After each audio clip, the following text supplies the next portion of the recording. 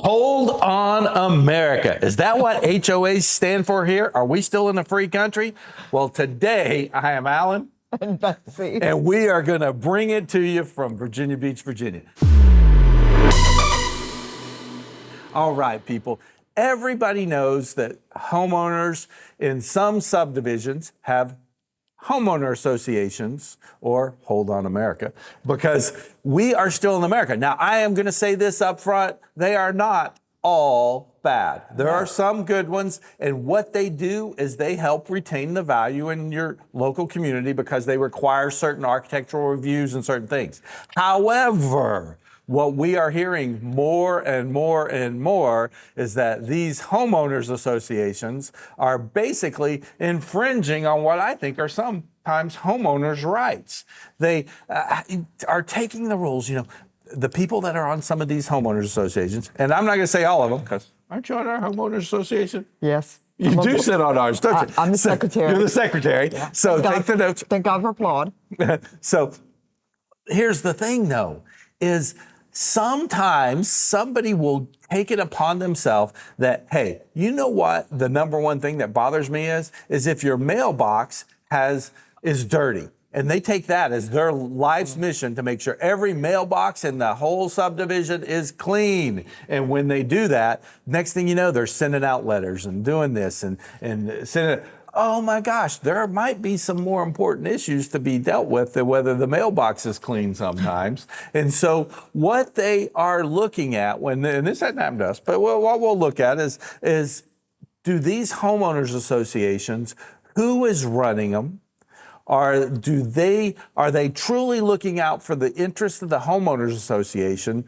Are they looking out for the interest of the homeowners? Or are they just on a power trip that they want to exercise because they retired from a job that they had a leadership position in, and now they don't have anybody to lead anymore, so guess what they're going to do? They are going to lead that homeowners association into enforcing all of those rules. Now, here's the thing. Have you really read the homeowners documents? They're about that thick sometimes. Oh, it's they're unbelievable. And what you have to pay to get them. Oh, my God. That's next on my list here. And so then they make you go through them. Well, who wrote those homeowners association documents? Did individuals write those? No, attorneys wrote those. I think most attorneys think they get paid by the word. Sorry, Brett. But anyway, they write these documents and they make them so in-depth. Some of them are so difficult to read and understand what they really mean, but they really are out there. They should be guidelines to follow, not this hard and draw the line, make people do this, don't let people do this.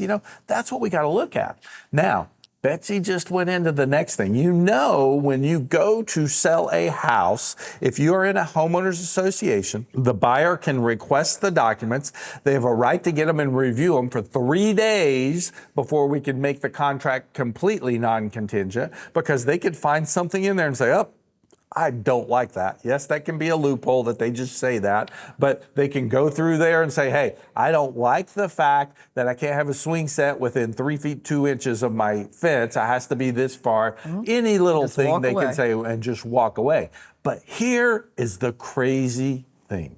When they first came out with this law, I remember when it came out because I've been doing this a long time. Yeah. That we didn't used to have this, but when they came out that you had to supply the documents, back then, the homeowners associations had to take the documents, they had to Xerox them, make copies, hole punch them, put them in binders, and do these things. Today, they're all electronic. You just gotta push a button. Push a button and do it. Did you know what's it up to? Like 250, 300? What's the fee? 300 to like 350. $300 to $350 for them to provide that. Now they Push a button. say that they are also going to do an inspection of the property for anything violations that are in place. Here's what I want to know. How come you only come up and do this inspection when the house is going to sell? Shouldn't that be part of your normal day-to-day activity? If somebody's on the homeowners association, shouldn't they be keeping a record and keeping these up to pace? If that's really your goal, to make the neighborhood look good and sharp and hold the value, wouldn't you do this all the time? Not just when? So why are we paying them to go out to do an inspection specifically at that time? I have no idea.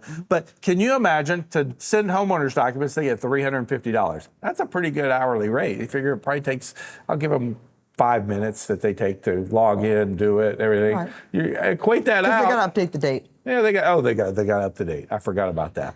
I'm sure the computer does that now. When they pull it, it fills in the date. But anyway, we'll give them a chance to do it. So, you start looking at that, well, what's that equate to? Like $12,000 an hour? It's something stupid that they are getting money to do. So here's what I need you to know.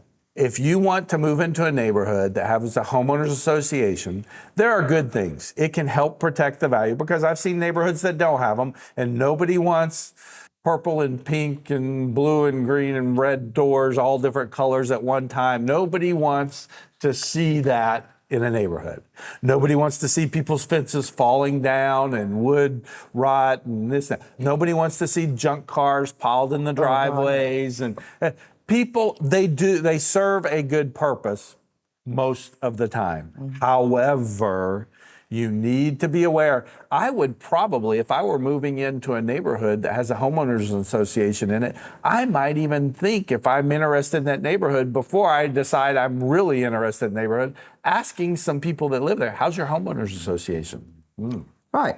And we do that all the time, like before. And I check that out with my clients, because I find out, is this a hard homeowners association? How's it, what are the neighbors think on the homeowners association? Are they nitpick Right. on stuff like that? If I want to take down that tree that's dropping all those gumballs in my yard, are they going to be pissed off at me and fine me because I took a tree down and tell me I have to go put one back that does the same thing?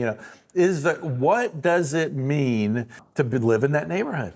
And so, one thing we want you to remember to do is to like us, subscribe to us, and love us, because we want to keep bringing you useful information, because we know there are a lot of mediocre agents out there, maybe marginal agents out there, that don't bring you this kind of information. You know why? They don't know it. So here's what we're going to do is we want to keep coming to you, bringing this to you. And so until next time, it's Alan and Betsy coming to you from coastal Virginia.